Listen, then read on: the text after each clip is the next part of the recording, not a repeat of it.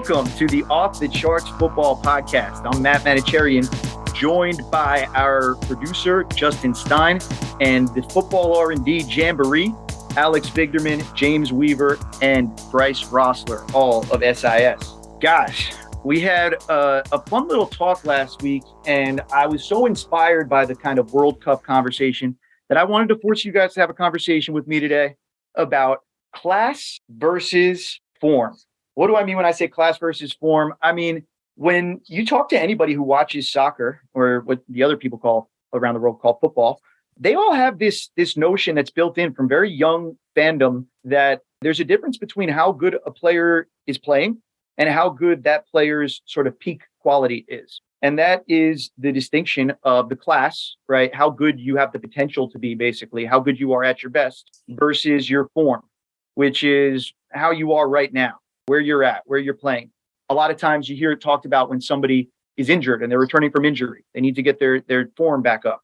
They need to be, or sometimes you see somebody's having a great year. They say, oh, he's in great form. These are simple things that when we talk about American football, all too often we talk about things in terms of he's good, he's bad. Aaron Rodgers is bad now. Russell Wilson is bad now.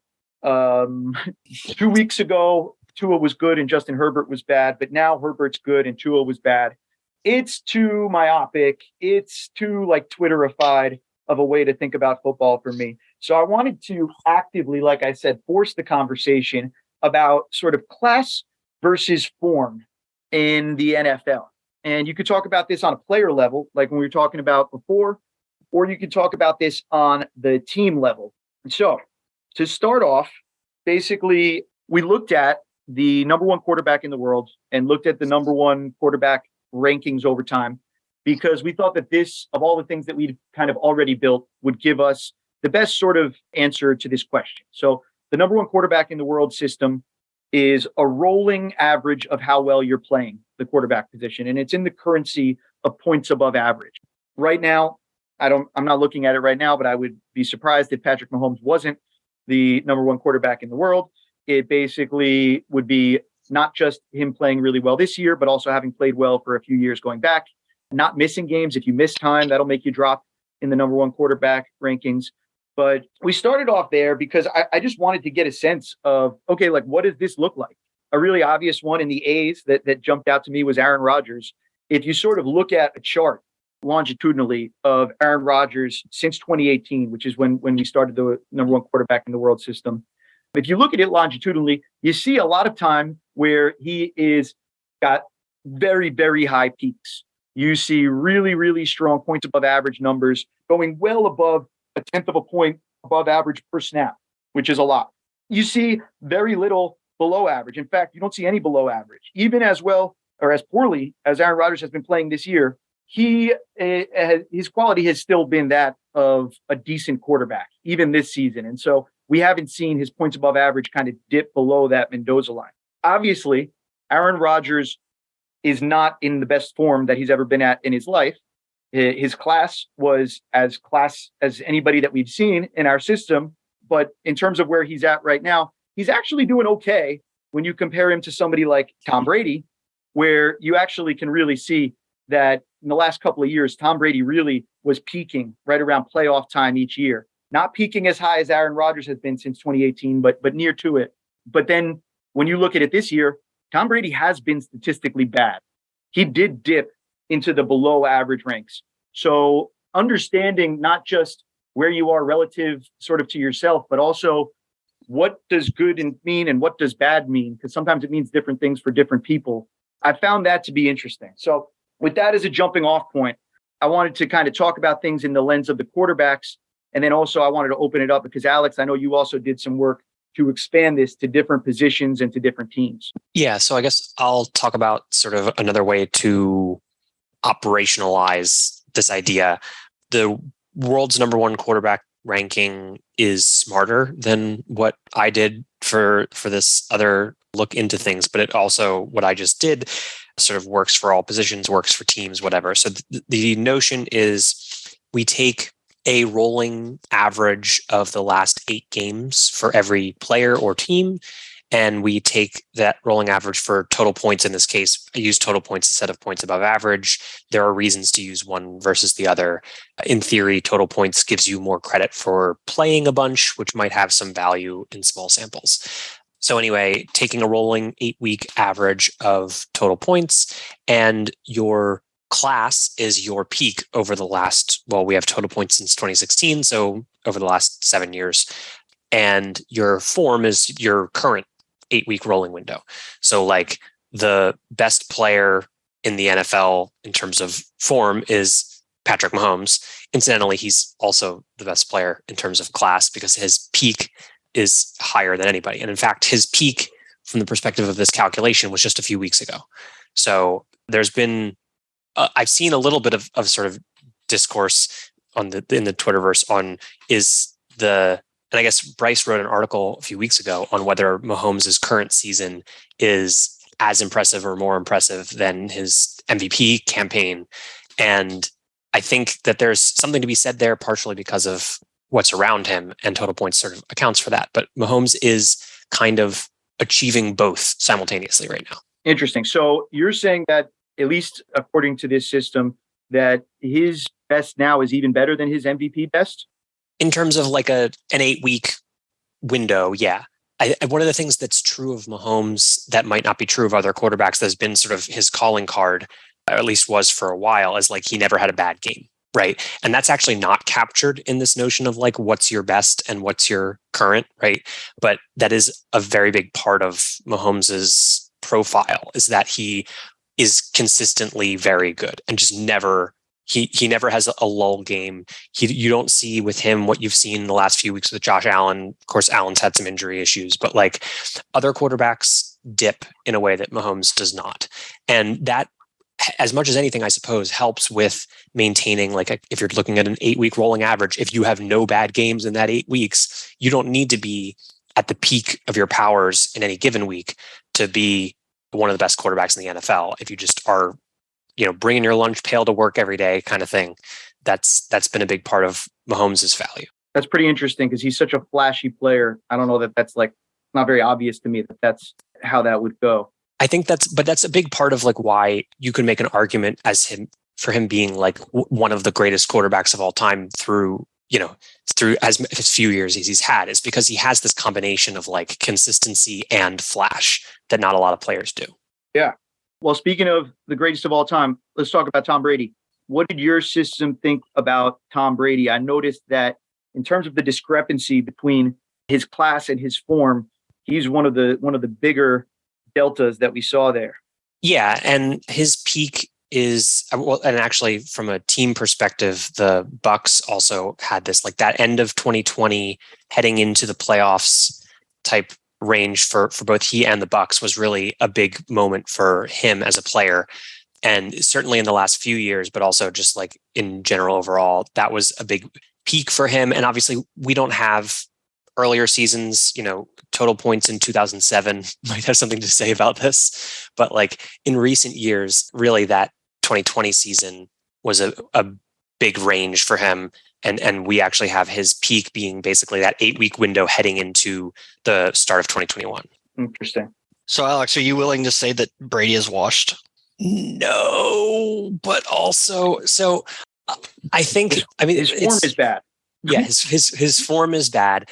When you compare him, like he's sort of sitting in the range of like Jimmy G and Davis Mills in terms of like recent total points performance, which is like not the most inspiring thing. But, it's not like it was that long ago, the 2020 range. And even last year, he was, good, not great. And so washed is probably, it's probably overstating it. Obviously, with an older player, you're more willing to buy into a decline than with a younger player. If he was 10 years younger, a lull wouldn't be as meaningful. Right. I've got a cool chart here that is definitely going to go into an article that I am writing for the 33rd team right now. And it shows Tom Brady's points above average in terms of the number one quarterback in the world over time since 2018 week 1. And actually, he was lower in points above average at the end of 2019, beginning of 2020, right before he got with the Bucks, than he is now. So we've actually seen this happen before. We've seen him hit a lower, what's the opposite of a peak? A valley? A nadir. A nadir. Wow. I might need a glossary. All right, let's relax. I got an Ivy League thing in my background. I'm qualified. But I think that's pretty interesting. Webster's So Bryce, to me, Bryce, that's a definitive no. We based on this, we shouldn't call him washed because we've made that mistake before. He is older. I think he's got it a little bit, but it's interesting. Again, within the context of class versus form, Matt Ryan has had similar production this year to Tom Brady, and Matt Ryan certainly never had the peak that Brady did.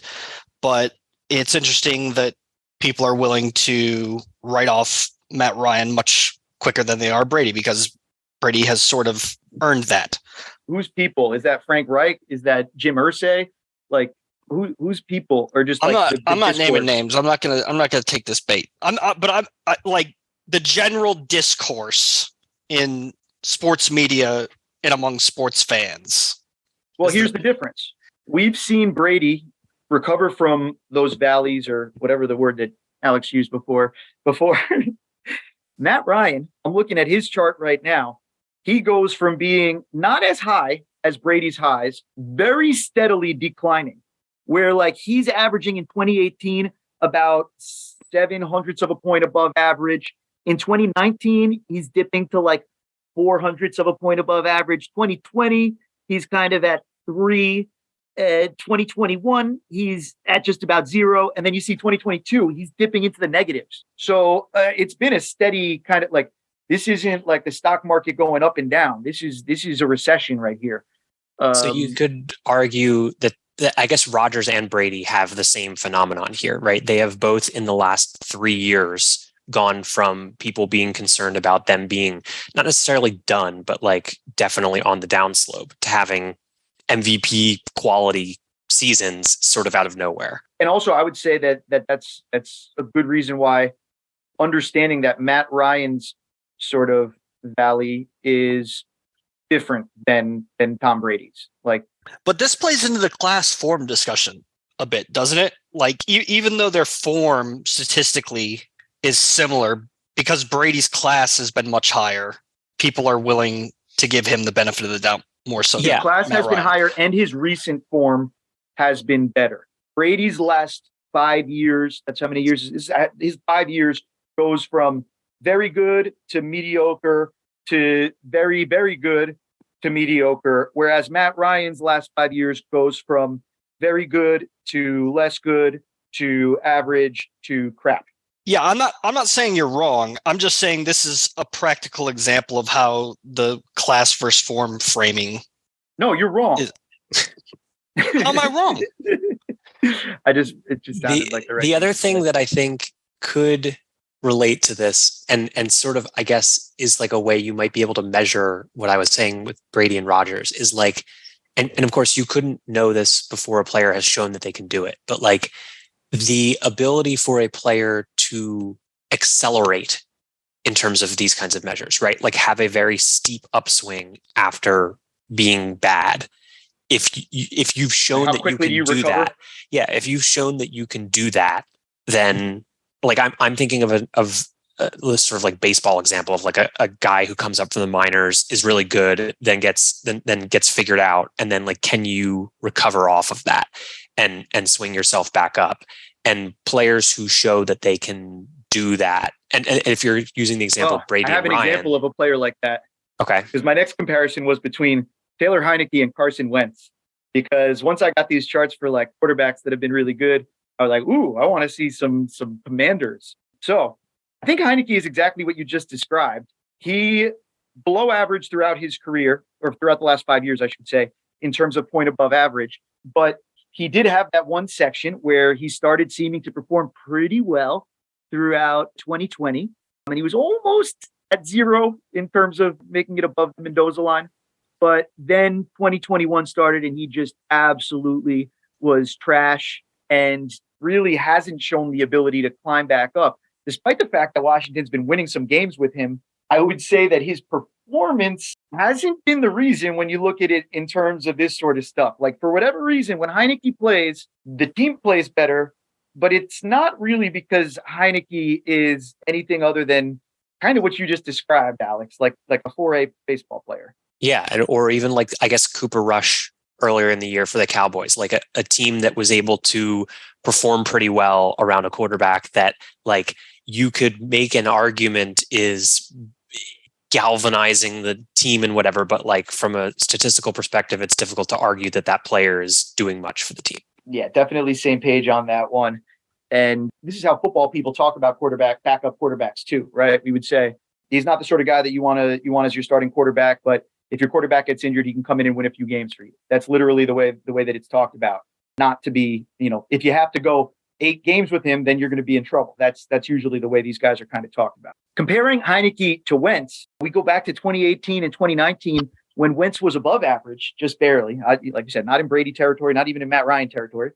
But 2020, you see the cliff of all cliffs that he fell off of. 2020 was he must have had one of the worst years for quarterbacks, period, in the last few years for us. It was an absolute bottom of the barrel performance. But what's sort of interesting and surprised me in comparison to the Heineke stuff is 2021 and 2022, he's been slightly below average, but much closer to average than Heineke has been. So go figure. I'm not saying that we should play Carson Wentz over Heineke, but total points might be. Yeah. I mean, there's some stuff going on with Carson Wentz that like is clearly outside of the statistical realm that contributes to his ability to retain starting jobs and stay employed by organizations. But yeah, I remember seeing the same thing that, like, of course, things are never as bad or as good as they seem. So like Wentz having that bottom out performance, you'd expect basically any quarterback to recover from that who had shown the class that Wentz had. Like, I'm sure that there are players, there are guys who, Jamarcus Russell is an extreme example, but like guys who never show the ability to be good and are bottoming out, and Deshaun Kaisers of the world as well. Like, that's not the same kind of player. Like Wentz, whatever you think of the flukiness of his, MVP adjacent season, right, like that's a level of play that Taylor Heineke doesn't have to show for him.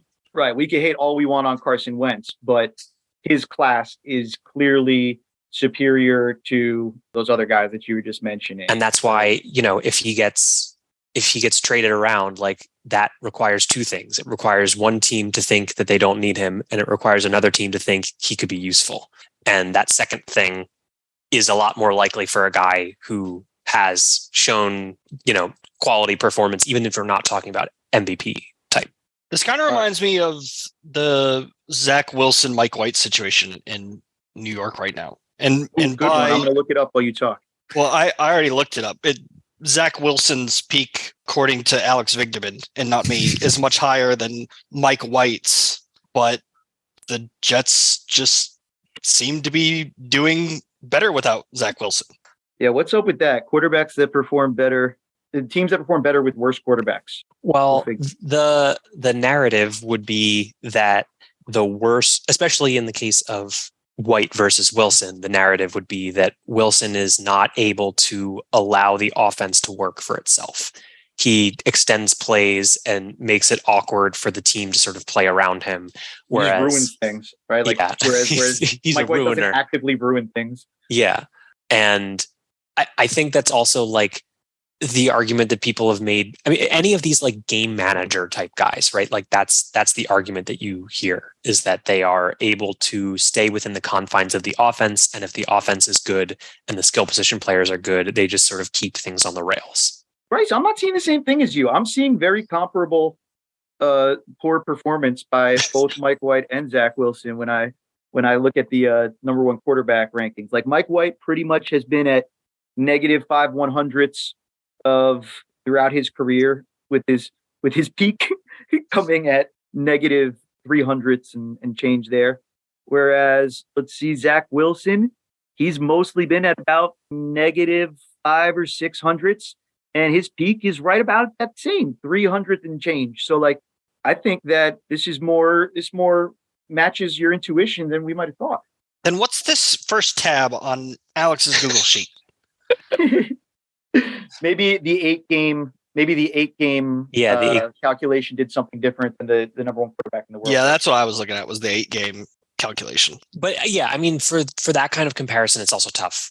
Like when we're talking about Matt Ryan versus Tom Brady, we're talking about, dozens and dozens and hundreds of games. And that's not the longitudinal analysis of Mike White isn't exactly robust. Yeah. Okay, I got one more fun quarterback one, and then if you guys had any more that you wanted to hit on, I want to give that to you. Bryce, you will like this one. Tua versus Herbert. Tua has been below average since he entered the league in 2020. Not super duper below average, not quite the Zach Wilson zone, but below average until 2022, when he starts to show some class and his form starts to improve. He's been on an upward trajectory throughout the year until the last 2 games, but kind of peaking right at about 0.06 of a point above average per play. Justin Herbert, meanwhile, entered the league at the same time, almost immediately was playing above average, has been on a consistent ascent as he's been playing, where 2020, we're looking at basically 2 or 3 hundredths above average per play. 2021, we're getting to like 0.08 of a point above average per play. And then this year, he actually went up above 0.1 of a point above average per play, which is sort of like the great quarterback cutoff line by this system. He's since leveled off a bit. He's at about 0.06 of a point above average right now. But even that is still ahead of where Tua is right now. And I think when you look at the class that we were talking about before, right, their forms are pretty close right now. I think that's pretty fair to say based on how they played this year, a little bit of ups and downs kind of opposing for each of them. But in terms of the class, it shows through here that Herbert, his class is twice as good as the class that Tua has shown. So there might be something to this system, because I think you would buy that argument. I wouldn't buy their forms being the same this year. I mean, statistically, sure, Who's been in better form this year? Don't just choose either one game or forget about that one game. Like over the course of the whole year, Herbert, like based on my eyes, watching the games, like total points has it neck and neck. He agrees with you. You don't think that's close, though? Can we at least say that's close this year?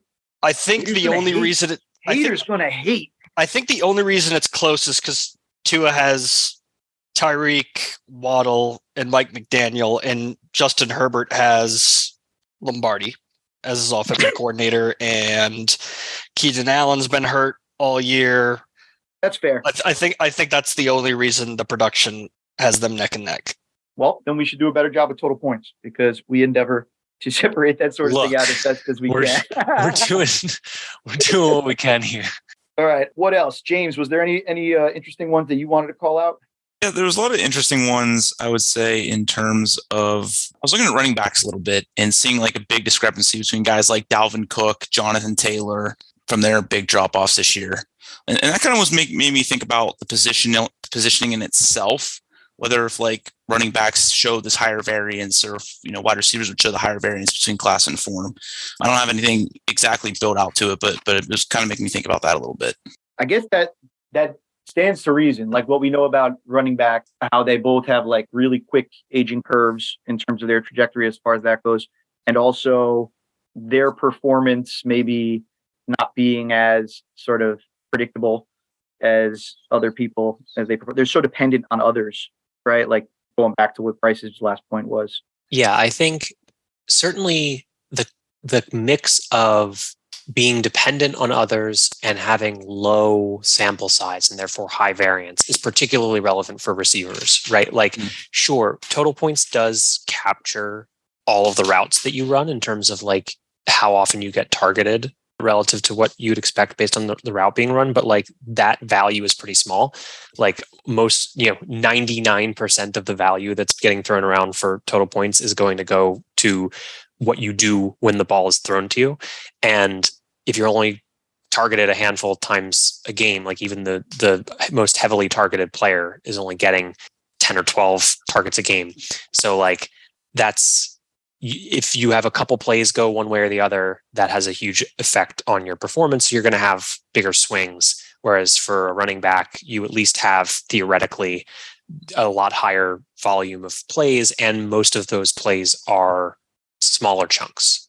And not that we believe in this, but like one of the things that is true, or that the running backs don't matter crowd has right about running backs, is that their range of outcomes is much, much smaller in terms of efficiency than a receiver's.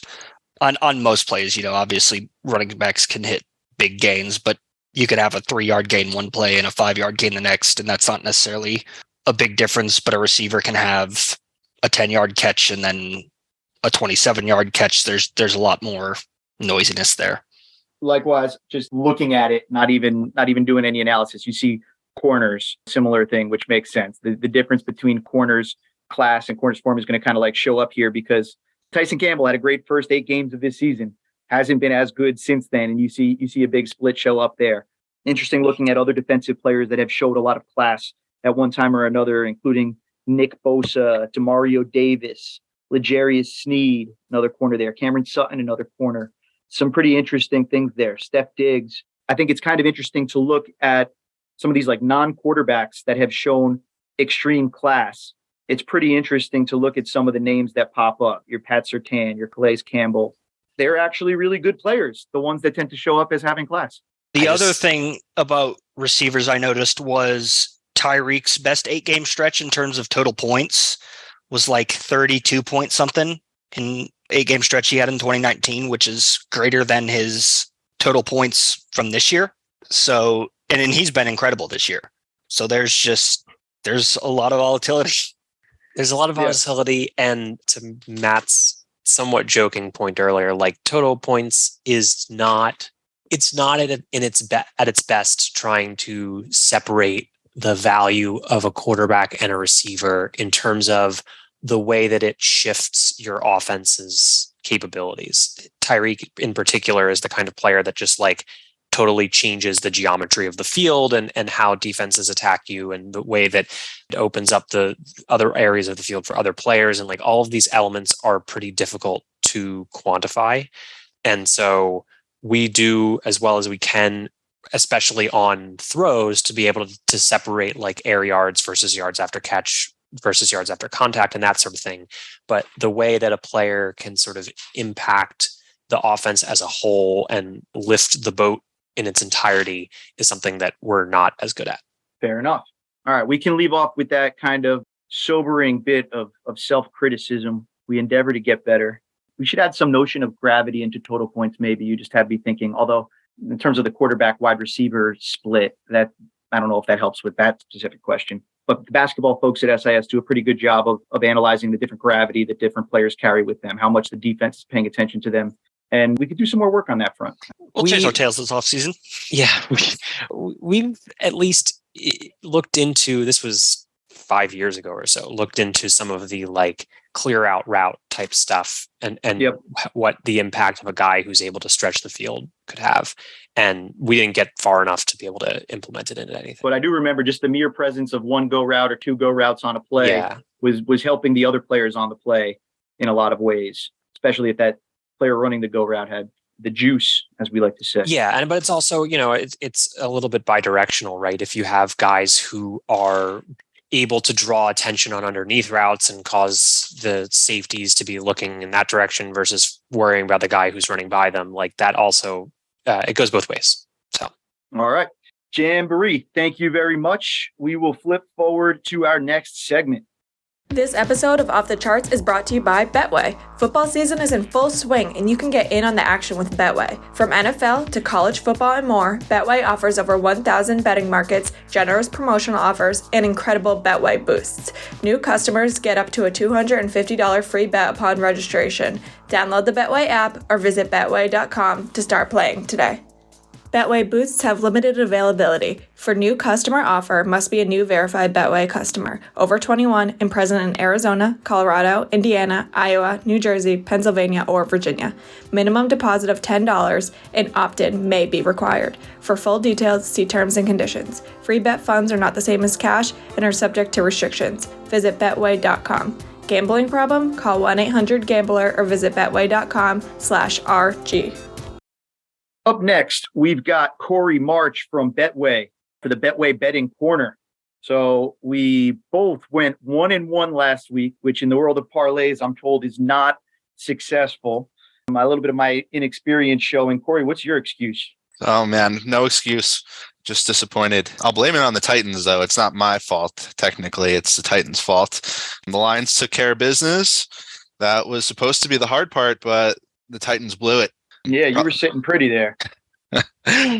I know. They got off to a good start and then just crumbled. And they gave up the lead going into the half. I was like, all right, this is close enough. Then I'm not too worried, but second half was just a blowout.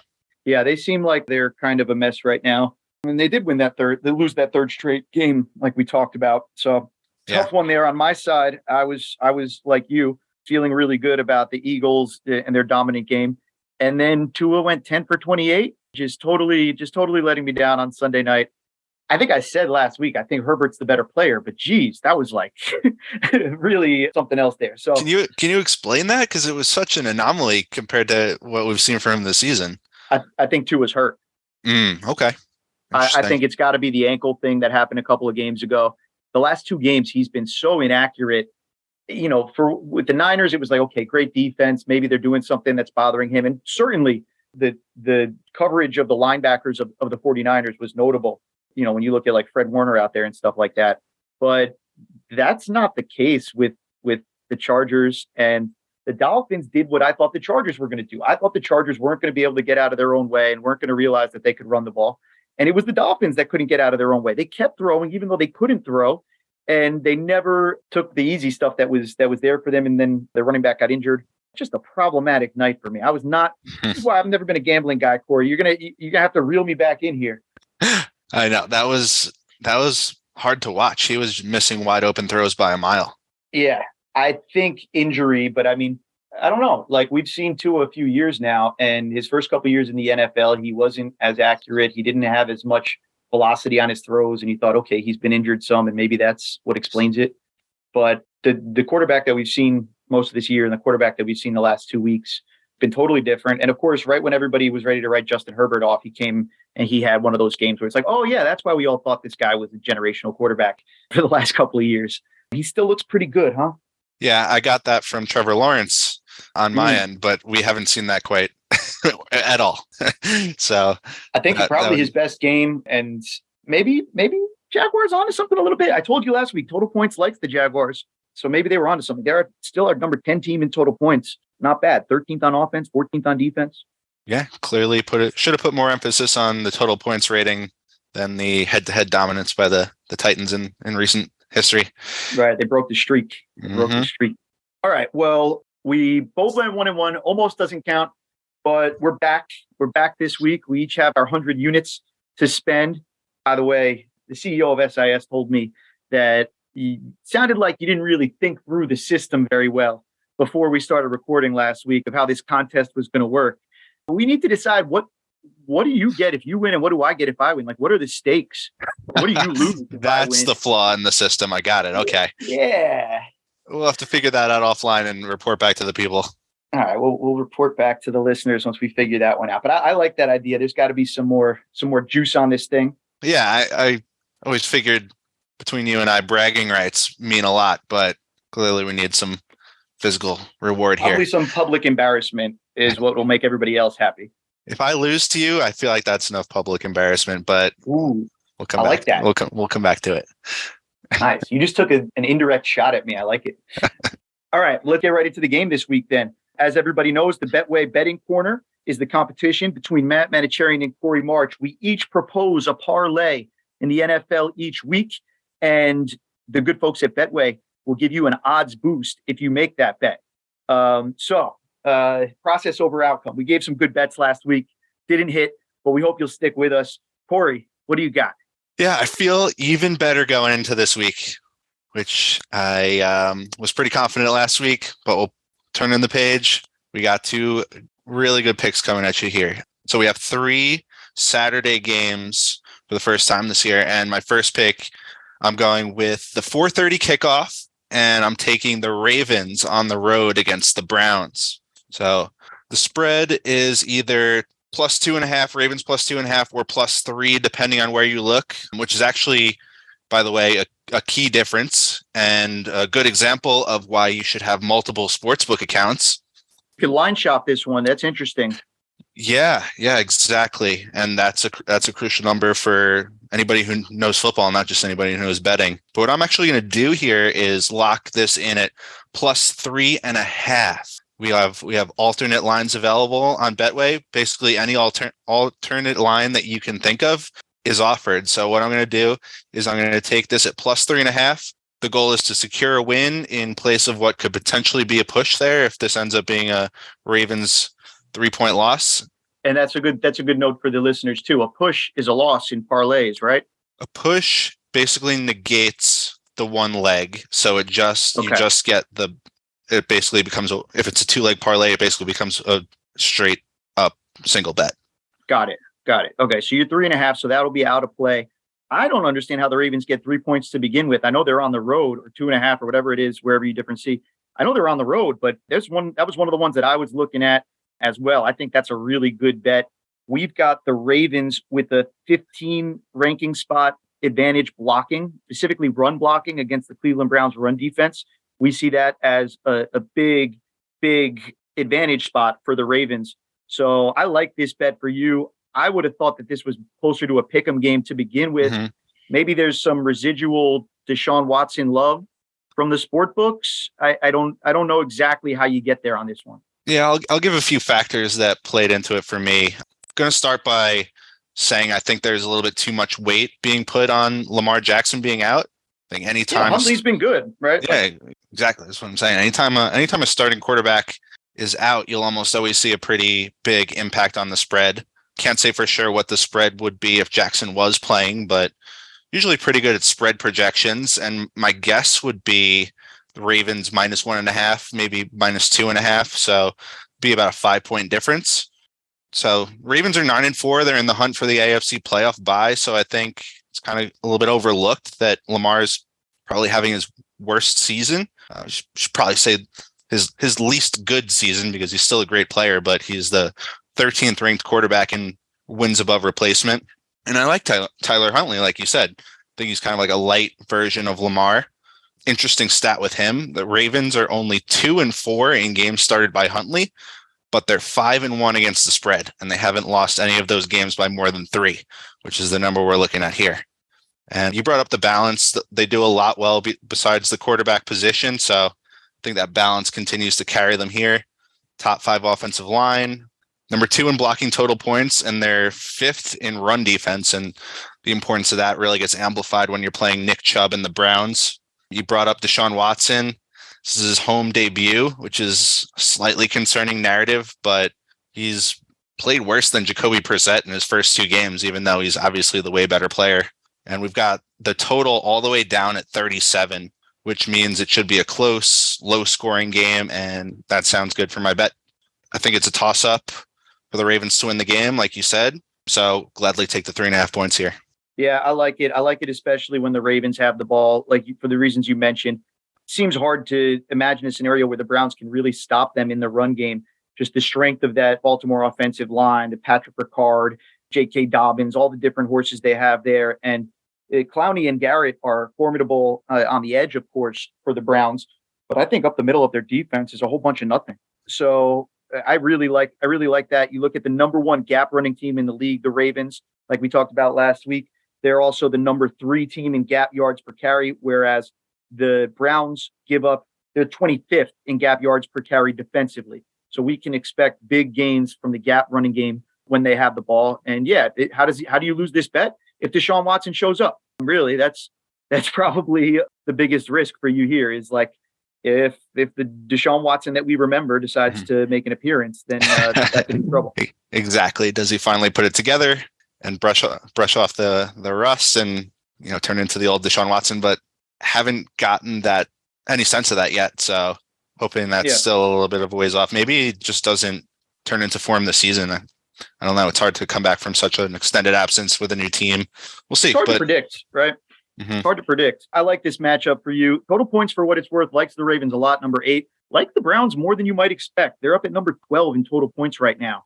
Obviously, we talked about Deshaun Watson having not so bad a year, but kind of interesting there that this isn't the story of the records in the game at all. This is your classic AFC North, throw the records out.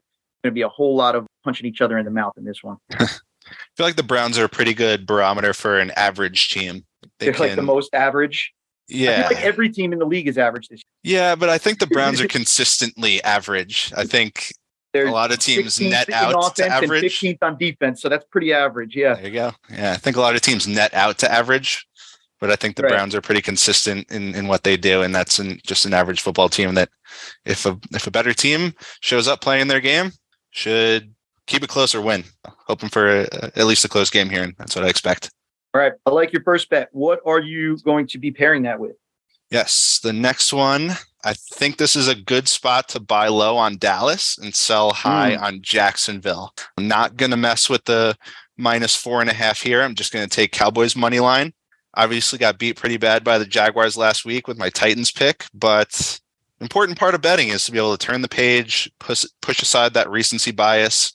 I think at the end of the day, Dallas is the better team. Betway gives them the same odds to win the NFC plus 350 as they give the Jaguars to make the playoffs. So I think that speaks for itself.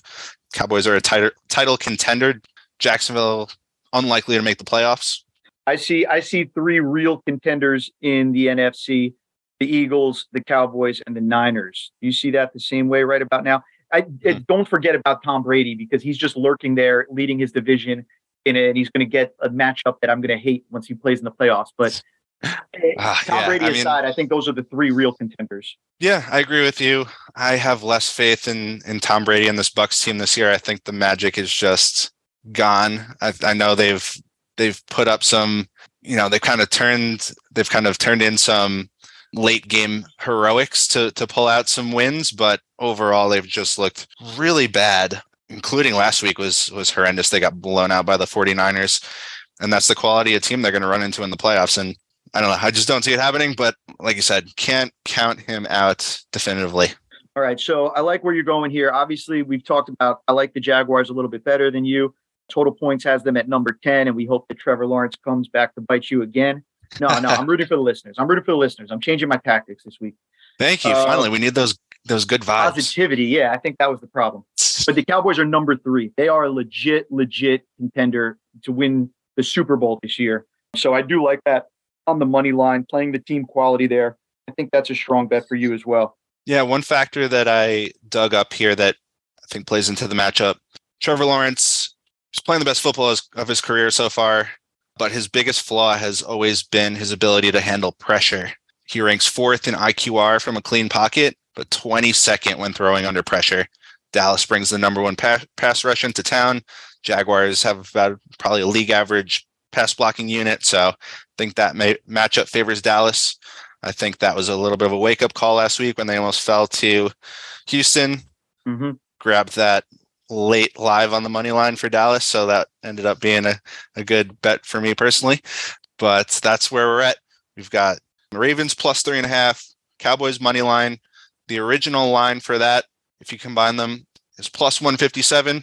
Betway is going to boost the odds to plus 200.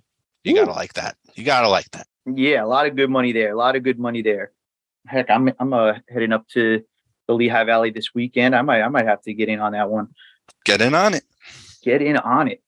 That's good stuff. I kind of like your bets more than I would care to like your bets, because I want to beat you in this contest. But one thing I'll just mention, you talked about the Cowboys. Our good friend Aaron Schatz of Football Outsiders, each year he helps coordinate SIS providing the all-pro positions for the all-pro teams, so that we don't have the old situations that we used to have where it was like you would have a defensive end, like Khalil Mack was the defensive end and the outside linebacker all-pro selection one year, weird stuff like that. Now everybody only gets one position that they're eligible for based on where they actually play the most snaps. The most remarkable switch in position this year for all-pro eligibility, Aaron pointed out, is Micah Parsons, who was a linebacker last year. That was the majority of his snaps. This year, heavy majority on the edge snaps. So he's fully officially an edge rusher now, at least according to the AP. All right, we'll flip to my bets now, Corey. Yeah, let's see what you got.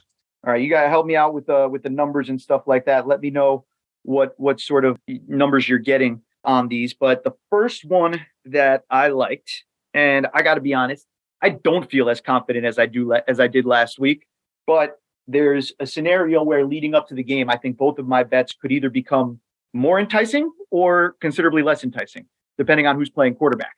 So without further ado, first up, the one that I like better than any of the other ones on the money line side, and I got to say I didn't love it, is the Denver Broncos going up against the Arizona Cardinals. The Broncos are 18th team by total points. No surprise that they're 29th on offense, first on defense, and they're potentially down a Russell Wilson. So that's the part that's interesting that I want to come back to. But they're going against the number 29 Cardinals, who are also down a quarterback, and they already had the 28th ranked offense and the 21st ranked defense. I do have some faith in Colt McCoy being sort of like less of a drop off there. But even so, I think that the Cardinals' team quality is so bad that I feel good about this choice here with the Broncos. I don't see any way in hell that the Arizona Cardinals can score a lot of points against this Denver team. Mm-hmm. It just seems like it's too hard a matchup for me. We've got they're 10 points down in terms of their trenches matchup. They're the 20th ranked trench team versus the 10th ranked Broncos defensive front in terms of the trenches. And that especially shows through in the run blocking matchup. So any hope that the Cardinals had on kind of relying on their run game a little bit while their quarterback's out, not happening. The other side of the ledger, it's not like the prettiest thing in the world. The Broncos also trail behind the Cardinals in terms of their trench matchup there. So not a positive matchup for them offensively, but I do think that they can get just a little bit more done than the Cardinals can, which is why I sort of zeroed in on this game. Now, the most interesting aspect to me of this one is the Russell Wilson injury. We finally saw Russell Wilson start to play just a little bit better. And if he's playing, I think this ends up looking like a pretty good game for the Broncos. If he doesn't play, then I would say keep an eye on this as we get closer to kickoff and maybe stay away from it. This parlay, I think, for the listeners' sake, will become much juicier if, as we're getting closer to game time, Russell gets locked in rather than right now where I think the line sort of reflects maybe he plays, maybe he doesn't play. Right. Wonder what concussed Russell Wilson is like. He's probably a really cool guy. He's like the opposite, the opposite of regular Russell Wilson. Oh, like he's just like totally chill. He just like sits in his seat on a plane. Like people ask him how he's feeling and he says something besides dangerous. Yeah, he's not like, cheesy. Well. He's just really cool. That's teammates like him. That's what I like to envision. At least that'd be funny. But I'm seeing Russell Wilson return to practice in a limited capacity today. Today's Thursday. It sounds like this gives him a chance to get cleared for Sunday. The line is Denver -3. That definitely reflects the fact that the odds makers like the chance for him to play. If they had less confidence in it, they probably wouldn't put a line up at this point, or maybe play it a little bit more conservative. But I think that is the line that we would see if Russell Wilson gets cleared. Like you said, you're taking the money line, so points don't matter in this scenario. The over-under on that game is 37. That's really low. But like we talked about last week, the Broncos have a really hard time at covering the overs. Could be in play here. That defense is, according to total points, the best unit in football, offense or defense, averaging 14 points per game allowed in 7 games when they faced a bottom half quarterback in terms of total points. So I definitely don't see the Cardinals breaking 20 points here with a backup quarterback. I don't really see them breaking 14. Maybe they don't even get to double digits, and that would put the under in the crosshairs. Don't touch the over on this game. Don't touch the over. You're not betting on anybody to score points here. And yeah, I kind of agree with you there. This one, not a good trenches matchup for either offense, which is no surprise when you look at them.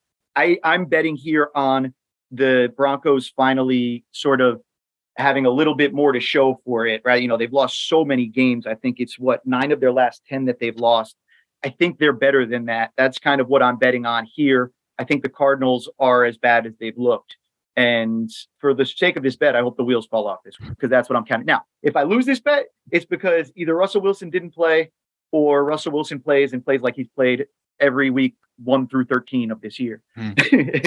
But the Denver defense is far and away the best unit we're going to see in this game. And I think that alone, very likely good enough to get them the win here. It's my opinion.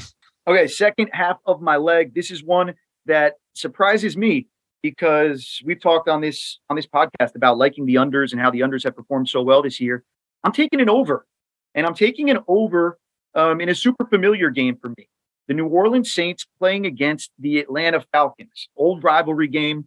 Obviously used to work for the Saints. The Saints have a lot of similar people there. The Falcons have a lot of people in their organization that used to work with their Saints, from Terry Fontenot and Ryan Pace all the way on down. So it's a little bit become like New Orleans relocated to Atlanta in terms of some of their personnel staff there. And what I see in this game is a little bit of a throwback to what I became accustomed to when these two teams would play 10 years ago in the NFC South, which is lots of points between these teams that know each other. Now, obviously, there's no Drew Brees. There's no Matt Ryan.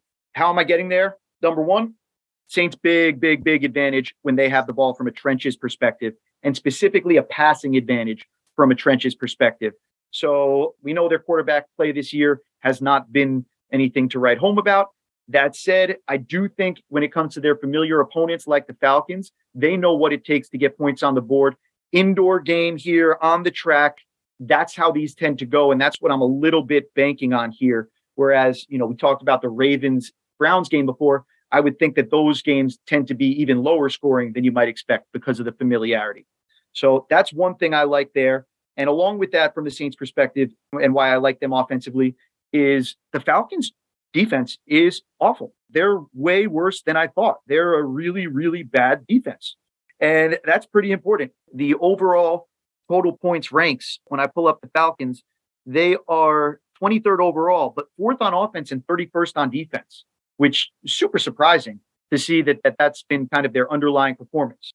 Now, going back to that Falcons offense, they've, of course, benched their quarterback, Marcus Mariota. He's currently MIA. I think he's hurt. I think he's having surgery and is out for the year. So is it surgery? Because I thought was he pulled first or was he injured? Maybe first? There's a little bit of both going on there, but I know there's an injury that is a factor. Okay, yeah. Well, that makes sense because they did put him on an injured list, and I was wondering how that was allowed if he wasn't injured. He's on IR now, I think.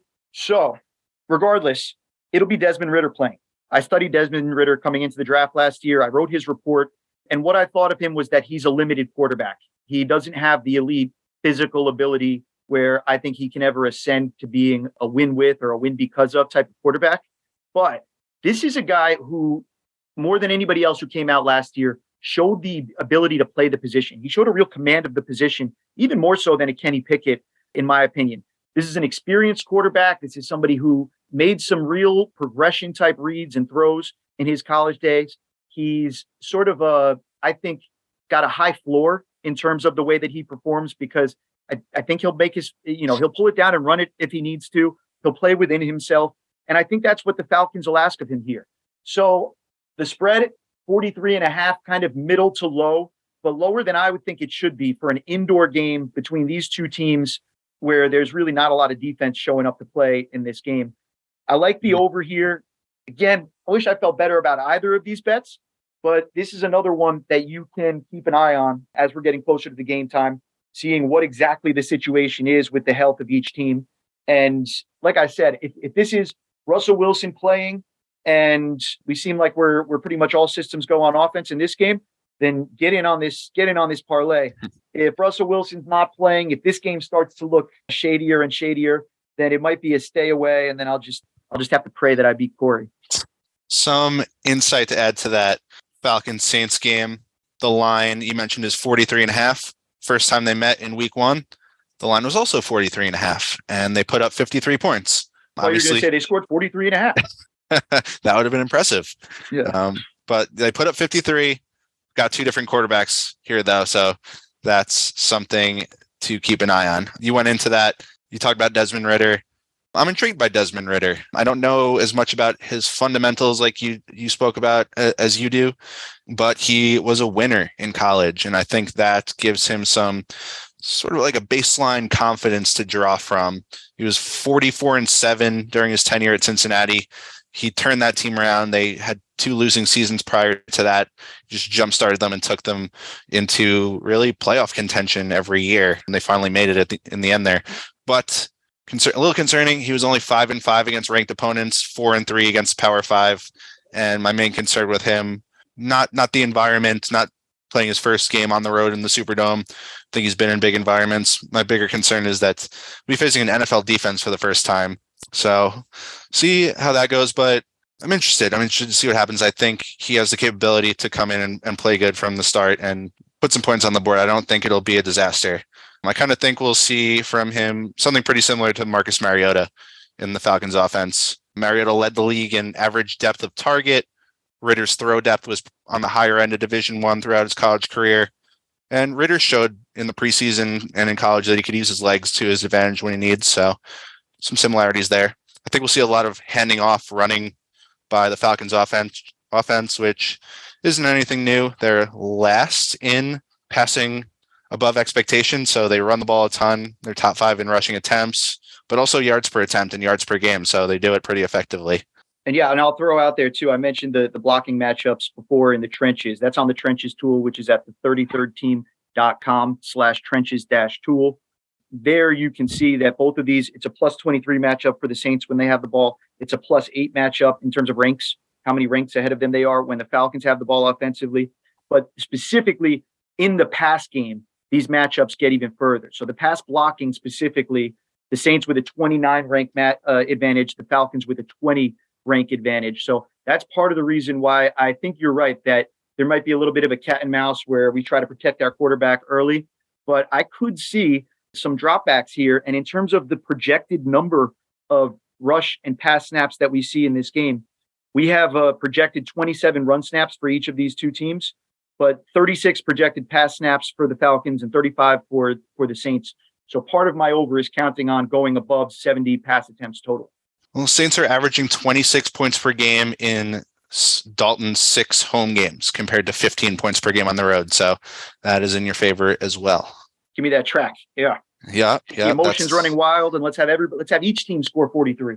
Yeah, I hope for your sake and everyone's sake, this could be a fun game to watch if they get going. All right.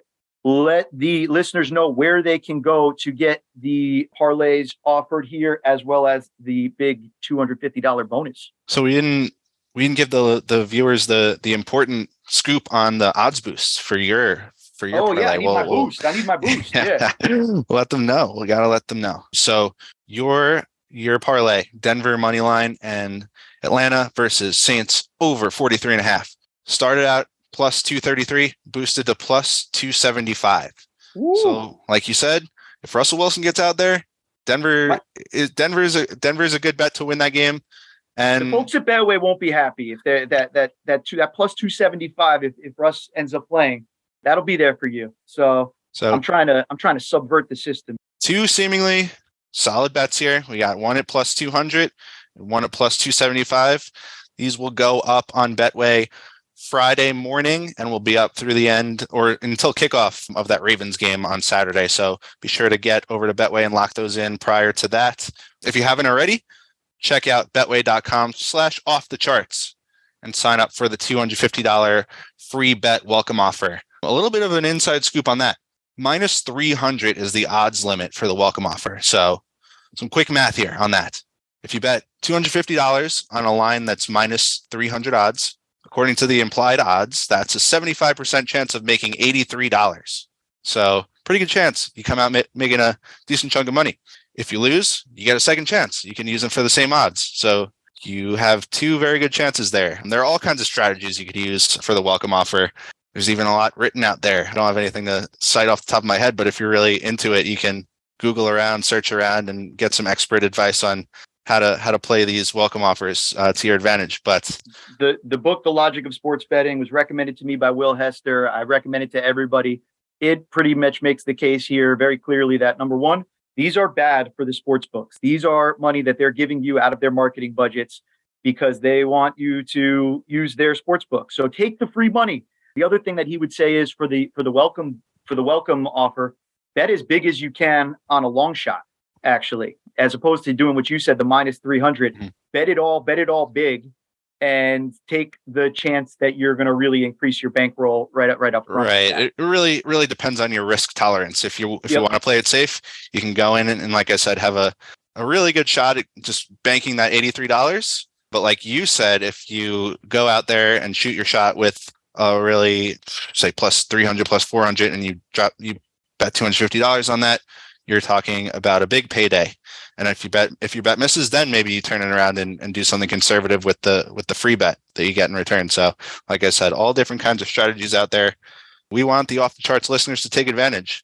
I think I'm probably promoting the welcome offer a little bit more than Betway would prefer, because like you said, it's not a winning proposition for the sportsbook.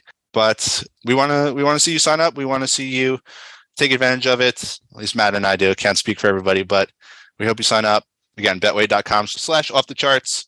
Also, I know Pennsylvania is the home state of SIS. So I'll mention that Betway PA launched Live Dealer this week. Any Betway PA players should definitely check it out. It's just like being at a casino, but you don't have to breathe in any cigarette smoke. You don't have to talk to other people. It's really fun. Live Dealer Blackjack is definitely one of my guilty pleasures. So if you're in PA, there with a real person on video, basically. Exactly. It's essentially the same experience as you'd get sitting at a real blackjack table in a casino, but you can do it from the comfort of your home. Very cool. All right. On that note, we will sign off and get out of here. Thank you for listening to the latest episode of the Off the Charts Football Podcast. For our producer, Justin Stein, our guest, Corey March, and the Football R&D Jamboree, that is Alex Vigderman, James Weaver, and Bryce Rossler. I'm Matt Manocherian, and we'll see you next week.